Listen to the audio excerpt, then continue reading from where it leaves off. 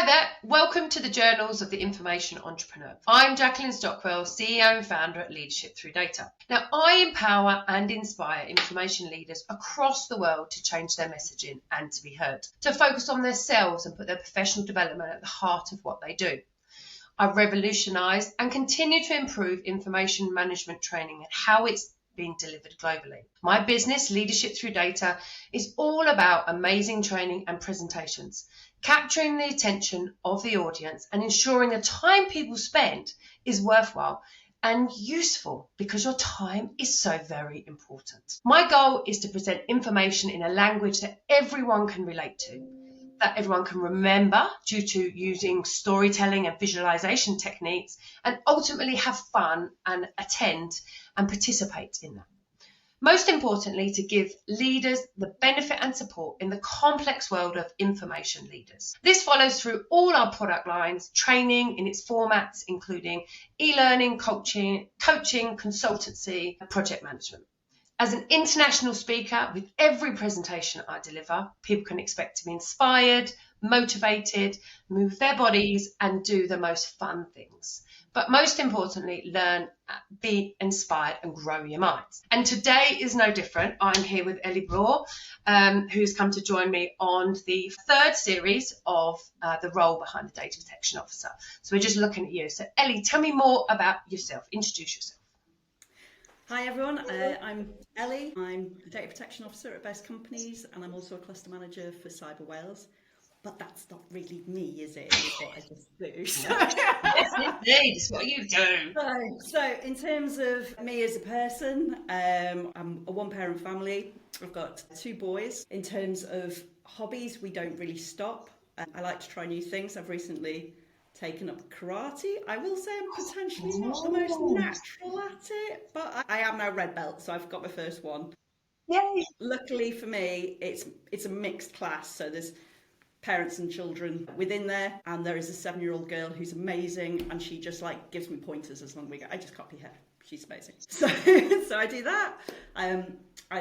We like to go skiing at the weekends on the Wirral on dry ski slope. So both boys are having lessons there, and I like to do the ladies ski once a month. And my current sort of ambition is taking flying lessons, which is something that I've kind of had since I did my Duke of Edinburgh when I was like 18 for my gold. My residential is a week's gliding and flying lessons, and since then I've kind of like been very sporadic in terms of wanting to do more in that. I've been for a couple of lessons this year, and I'm looking to next year do a few more with the sort of hope to eventually maybe get a license. But yes, you've got to have dreams, hopes and dreams, haven't you? So, absolutely. Yeah, very busy lifestyle. Love doing lots of things, seeing people, getting out there. Confident and outgoing type of person, I suppose, in terms of putting me in a bit of a nutshell. But I love that. I love that. And there's no nutshell, because I think you do karate and flying lessons. And like, if we hadn't had that conversation, I wouldn't have known that. So it's so amazing to have that. What made you start karate? I don't really know, to be honest. Well, actually, I do know. My friend's husband goes with his daughters, and I just kind of wanted something that I could really do with the children, I suppose, if that makes sense, and kind of like doing something together. So he's like, I should come. It's only like £2.50 a session. They're really easy breezy. If you can't make every week, it's not like a big commitment. I enjoy it, and I do. I really enjoy it. I'm just not very good at it. But you know what? That doesn't matter. That's not why I'm there. I am not going to be looking to compete and be a contender at like British champion levels. I'm not going to be, on the latest season of Cobra Kai or anything like that. I'm just turning up and learning something new and doing something for myself with my children that we can kind of bond over. So yeah. And I think that's what it's about. It's about that family time, isn't it? And I think, the more you do it, the more you practice, the better you'll become. And the fact that you enjoy it and it's fun, I think is sensational to do. And the flying lessons, I think, is just spectacular, really. Have you done any of the stimulation driving? I know you said you're about Duke of Edinburgh, but like recently, have you? So I haven't done any simulations, but so I've flown from Popham Airport, which is Nice. sort of Oxford way, and I've also flown, so this is this year, and also from Carnarvon Airport as well. I school there too. So it's just about putting intermittent lessons in. You need to get to 45 to 48 hours, but really I'm probably going to be pushing over the 50 hours to get to a point of, because I can't do it in hard hitting 6 months, let's go. And there's quite a few exams to take as well in order to be able to get your pilot's license. So I'm quite, it's more of a long-term point of mortgage paid, Nice. retirement type. It would be nice to, nip across the channel for a picnic or something. That's what I'm Yeah. I love that. On your lunch break. Yeah, love that. Yeah, that's it. It's just, you have these, you have these thoughts, and people quite often will go, well, what a silly idea that is. How, that's ridiculous. But actually, if there's something you really want to do, you make it work, don't you? You'll not be able to do it as often as you want to, and you might have to build up to it, or wait and be patient, or, Yeah. But, especially as a single parent, that, there's always wants, isn't there? Want. There is, and there's also having. But you need that time for yourself as well in order to be able to inspire them by doing something inspiring yourself. Absolutely. And I think what you've explained is your short-term goals, your medium-term goals, and your long-term goals. And I think that's sensational to even, have that long-term goal and that inspiration of being a pilot. That's something you can achieve. Yeah. And I think that's the basic things. Can't so don't get it. You can't say that. No, exactly. And you're inspiring me. So you've got some amazing hobbies and you have a big job. So how do you maintain your mental health in such high demands of the role and single parenting?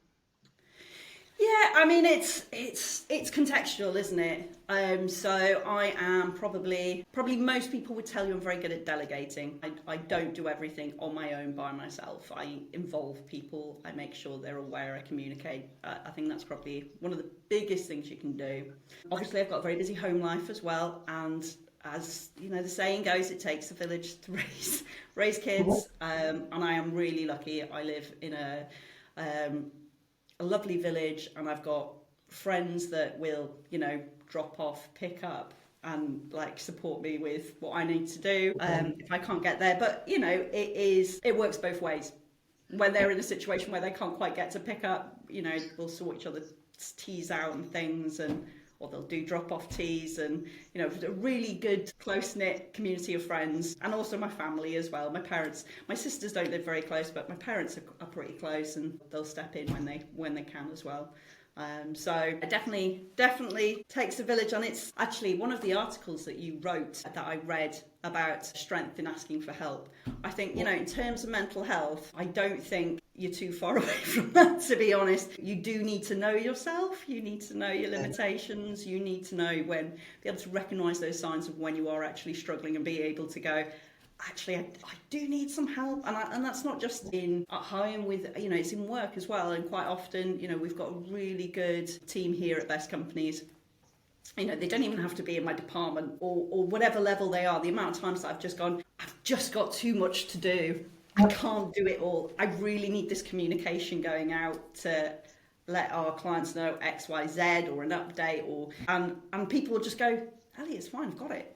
And, such is the sort of trust, and it's just everybody helps each other out, and people will step, out of their way in order to help you when they can see that actually it's something needs doing. So yeah, I think those aspects. I think probably the other area is that I have actually done. So I am one of the organisation's mental health first aiders as well. I have done the 2-day training, and I think that really I did it to kind of try and help other people, which I think a lot of people do. But then when you go through those times yourself, you suddenly realise actually, the signposting, the recognition. I think probably the biggest thing I took away from it was thinking about a funnel, and you're pouring water into that funnel, and the output is always the same. It doesn't change. It's just the amount of stuff that you're pouring in, and it's that balancing act of sometimes it's rushing in and you don't want it to overflow, and that it's recognising at what point do you need to kind of ask for that support, ask for that help, delegate stuff off. Not so much like,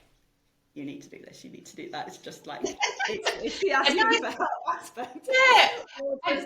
Or just having people recognise that actually you're really busy at this point in time, and you just, need to be able to prioritise. And if they need something of you, they're able to go, I do need this doing, but I don't need it for a month. And then it's like, great, okay, we'll get the service ticket in, put it in, and I'll reach it when I get to it, or if it's a lower priority, or if it's not. But it's that having that flexibility, I suppose, and also having the support of the community, I think, is really important as well. Since I started sort of posting regularly on LinkedIn and getting more involved with the sort of LinkedIn community, I'm finding people who are very similar to myself in that need. I really built up a really good community of DPOs that I can speak to, especially with the constant changing landscape. So Claire Patterson, Luke Beckley, Catherine Brooks, Emma Godfrey, Linda Bolton.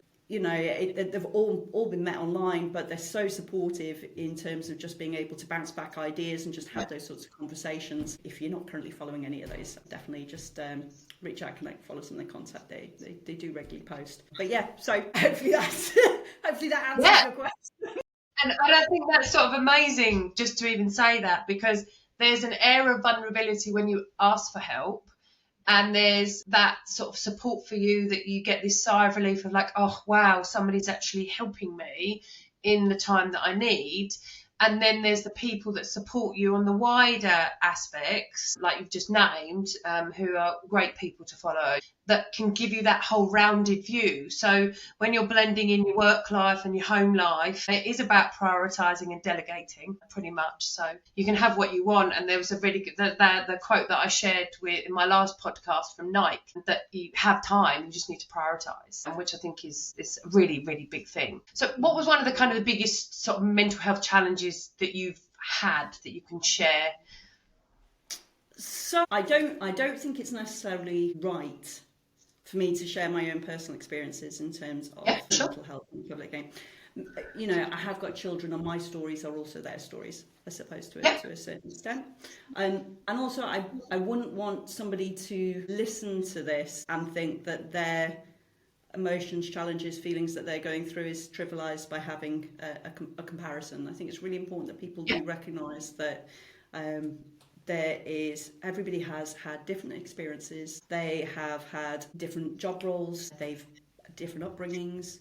And I think it's really important to sort of think that actually, in terms of the diversity of people today and within workplaces, that we are able to accept people's personal challenges in terms of they are what they are. Actually, what needs to come out of it is in terms of actually how you deal with those challenges, I suppose, in terms of the outcomes of what you come to do, and they can last over different periods of time. So, people can have years, and it might not just be like a constant. It might be ups and downs, but it's it's just important that I suppose to remember that everybody's challenges are important, and being able to recognise them and address them is actually the most positive and courageous action that you can potentially take in terms of recognising it and taking those actions. And I think a lot of those aspects that I talked about a few moments ago, in terms of the building your community, the being able to ask for help, the asking questions, and being able to recognise when things are out of your control or that you're not able to do it all yourself. It's quite hard to be vulnerable with people, but it's part of that trust process. If you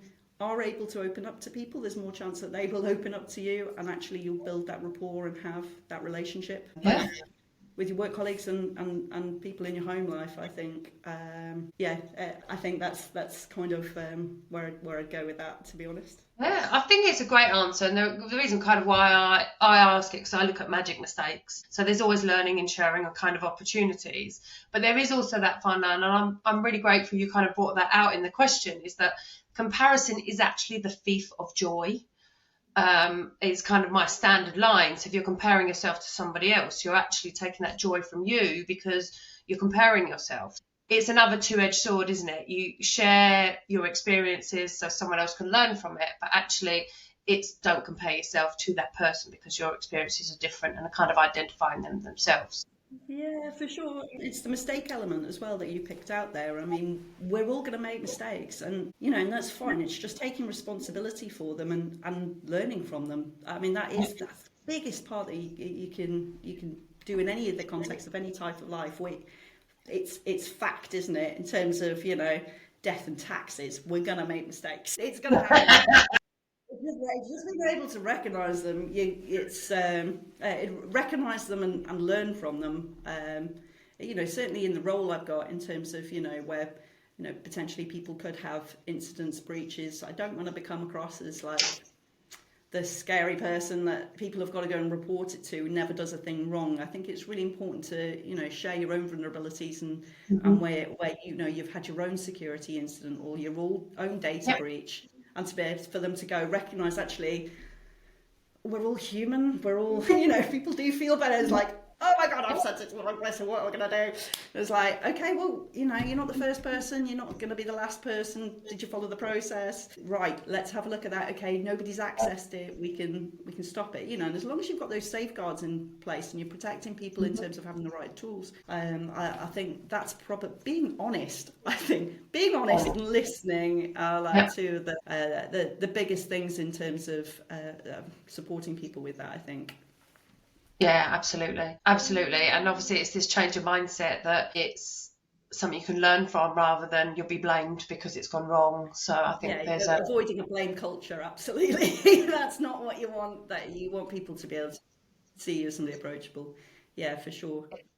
Exactly. And the learning from the mistakes kind of moves us into sort of like growing our minds. And I think, there's I don't know if you've ever heard of fixer mindset and growth mindset. I've written a blog on that as well. And that's how you can actually grow your mind from your mistakes, or from kind of learning and pushing yourself outside your comfort zone. Like, what do you do to push yourself outside your comfort zone, and how do you handle those kind of challenges?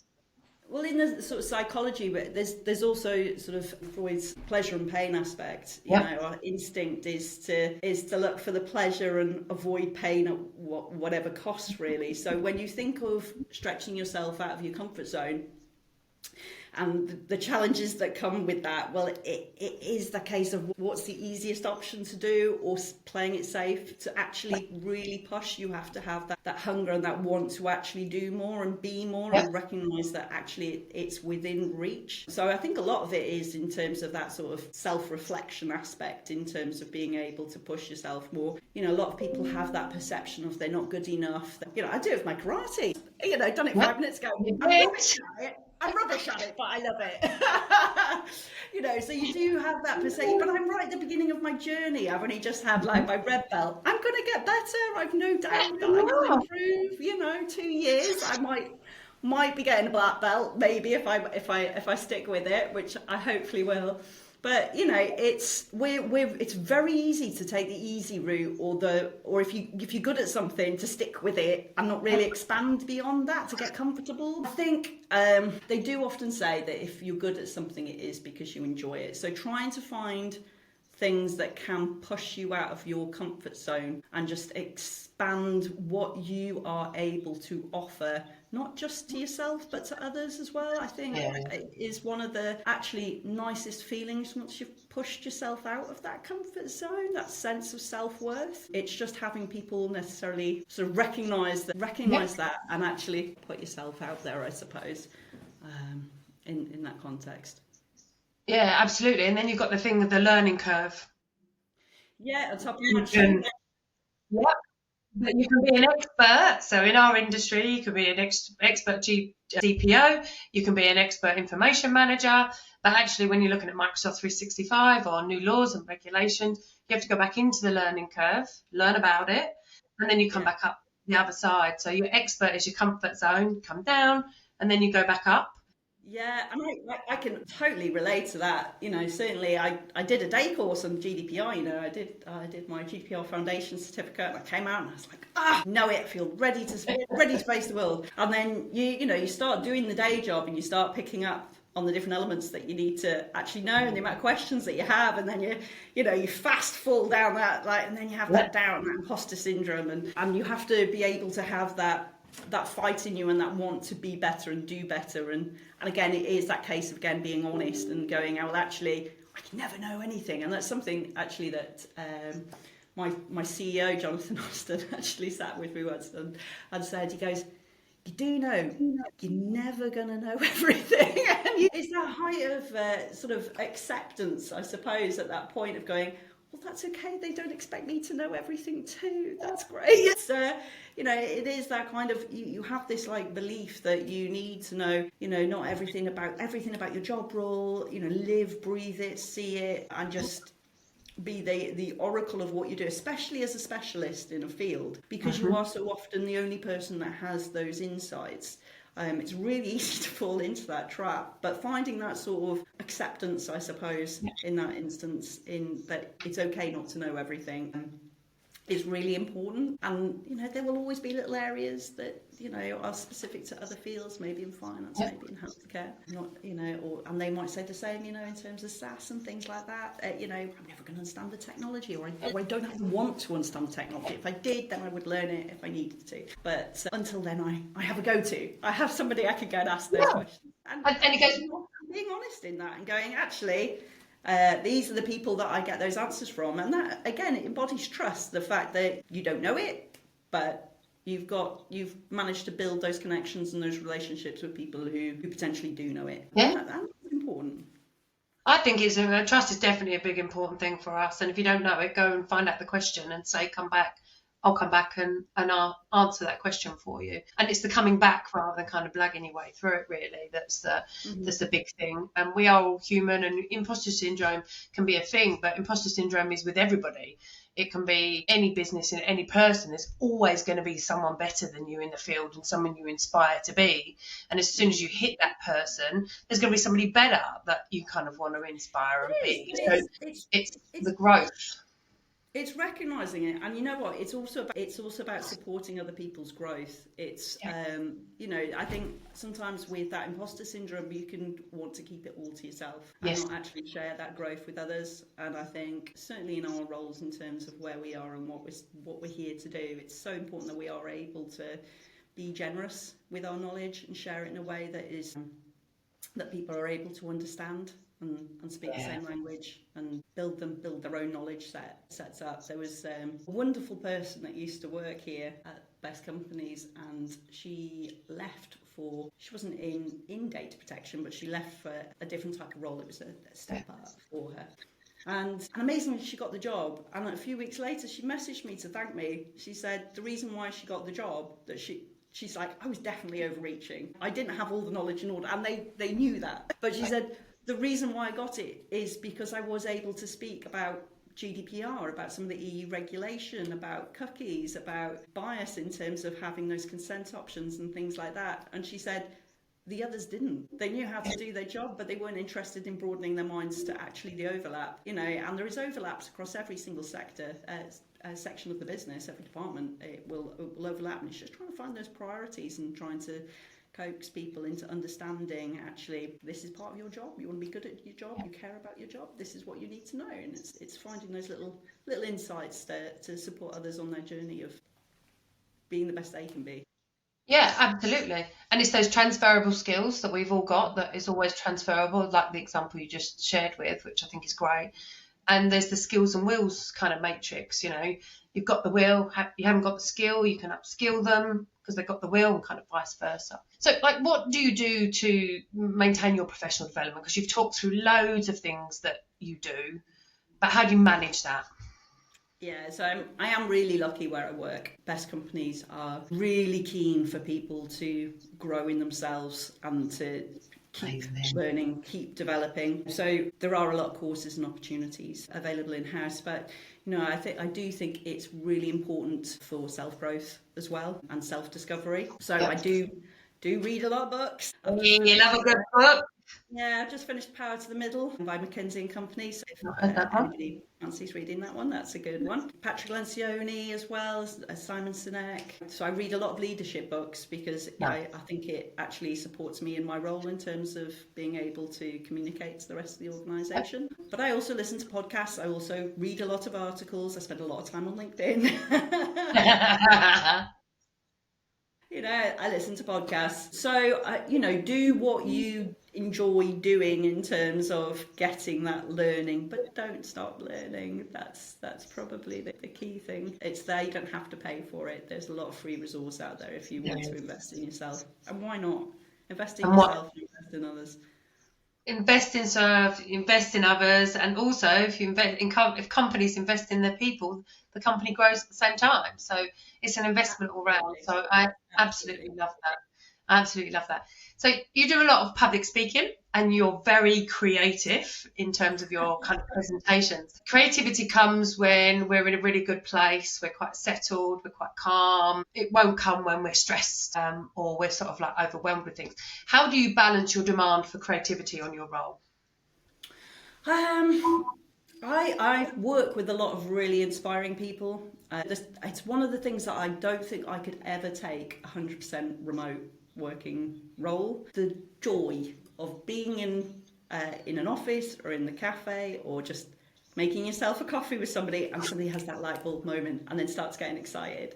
It's infectious. You can't just sort of stand there and not feel the excitement with somebody in terms of being able to get through. And it's the same for me when I've read something or I've listened to something. I mean, Emma Martins is another one if you're not following her on LinkedIn, but some of this content that you read, it just really resonates and then you get excited over it. And then you have that creativity of like, well, how do I get that message out? How do I share my learnings with somebody else? How, because that's part of the joy of learning is being able to share that learning. So that creative spark, it comes from everywhere. It comes from life generally, I suppose. The people I mix with, the people I work with. I'm just a positive person, I suppose, generally. I always try to find the learning outcomes and everything gets drilled into you, doesn't it? It's like, where's the learning outcomes? What can I do to be better or help or support or, what's needed next? So, I find it fascinating, I suppose. So that's where the sparks come from. Yeah, and I think you're building yourself, growing yourself, and like I'm the same. I'll eat through my way through audiobooks. I've even got to a point where I've eaten through my whole library. I've now got to find some more books to go through. So I'm definitely going to look. I do like Simon Sinek as well. Oh, well, there you go. And Brené Brown about leadership. So Dare to Lead. So she's got 4 of them. I think you'd really enjoy them, actually. Okay, I'll have to have a look at those. They're the ones that I would definitely recommend. Okay. So how do you link creativity into your job role and to business cases? Because there is some challenges with business cases. Sticking with the norm doesn't seem to get the buy-in for senior management in some organisations. How can you link that creativity into those? Yeah, so I think you have to, certainly within our role, it's not just the senior management team you need the buy-in from. It's everybody across the organisation that you actually need to get buy-in from. And I think people sometimes lack an element of self-awareness in terms of, the position that we are in. We are fairly independent. We're generally a one-man band department or potentially a very small one. But yet we need to be seen as extensions of every other department going because, it's a job role. So you do need to have that self-awareness. And people say they are self-aware, but I don't always necessarily believe they are. And it's that element of actually remembering the words you say matter.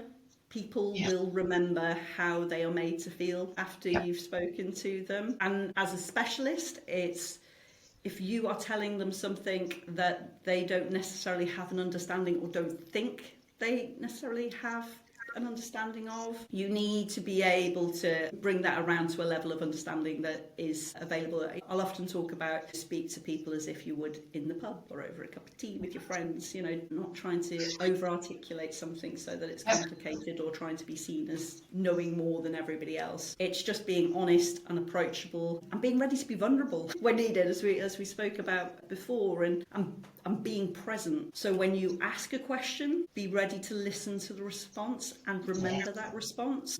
So I think once you've started, and don't get me wrong, I don't always get this right. I am still very much on that learning journey of being self-aware. But I think if you understand the concept of self-awareness, I think it's obviously a journey. It's not something you can just go, I am now this, I know of it. I'm self-aware, I know. Yeah. It's something you have to build on and reflect on every sort of interaction that you have. And I have gone back to people and said, I'm sorry, that came out completely the wrong way. And they're almost like, no, it was absolutely fine. And there is that imbalance of power sometimes in terms of people do respect what you've got to say, and if you've been a little bit short with them or a little bit quick fire in terms of your questioning, that can have that knock-on effect. And being able to reflect on that and being able to speak to somebody afterwards and go, actually, I'm holding my hands up here. I shouldn't have said it like that, and that isn't how I meant it. And I'm sorry. It's that sort of aspects. It's hard to do, but actually you need to do it because of the role that we're in. It is what it is. You've just got to take it. You've got to be responsible. You've got to put your hands up.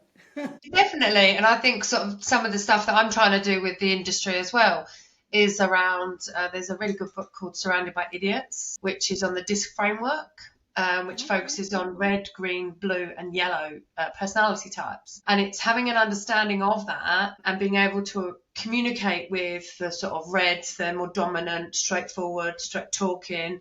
Yellows are influencers, have lack of concentration. Greens are the stable, kind of supportive group. And blues are kind of the process orientated ones, so we need facts and figures. So not that I like to put kind of labels on, but I think it's an excellent framework to have an understanding of how you can communicate with people, with stakeholders, with customers, with end users, and actually get the messages, the communication for how they want to be communicated to, rather than how you want to communicate to them. Because communication is always sort of like it's an emotional intelligence. So it's a communication. You're communicating with somebody who's very cross or not, uptight. You want to kind of come down that level and bring the conversation down so it's more on a softer level. So you adapt your communication style to the behaviours. And this book is phenomenally good. It gives you loads of... I think this is a second link coming that I need you to fire my way for me to have a look at. It is seriously kind of revolutionised the way I manage my team, the way we put vulnerabilities on the table. If I'm having a red moment, so you can do the personality types on, you can actually get a full profile. So I'm 46% red, I'm 98% yellow because I'm enthusiastic and kind of inspirational. But if you want to talk to me about process, I'm only 4% blue. So you will lose my concentration from my yellow and my red because I just can't process it. I'm not interested. So it has to be a high level. And then if we need someone else to kind of build it, we go to Sharon and to Laura, who are more blue focused, who can build the process. So it's working on strengths and weaknesses, but it's also having that open conversation that my emails might be more direct and straightforward, but that's not how I feel. That's the, just get stuff done, really. It sounds very similar to the working genius concept, where again it's taking the individual skills in terms of what people are and trying to build your team with different people's key strengths so that you can actually come together to collaborate for a project or whatever you need. I'll have to have a look at that. Have a look. I definitely did. I've done a blog on it as well, but I will send you the book. But I could talk to you all day, Ellie. This has been sensational. Said we were going to do 24 minutes and we're sort of overrun that. But anyway, it's been absolutely beautiful. I'm so grateful for your time and thank you for all the knowledge that you shared with us today. Subscribe to the Leadership Through Data channel so you can get more and more of these podcasts. And if you need any professional development, head over to the Leadership Through Data website. Thank you so much, Ellie, for your time today. I hope you enjoyed and we'll stay in touch. Stay in touch.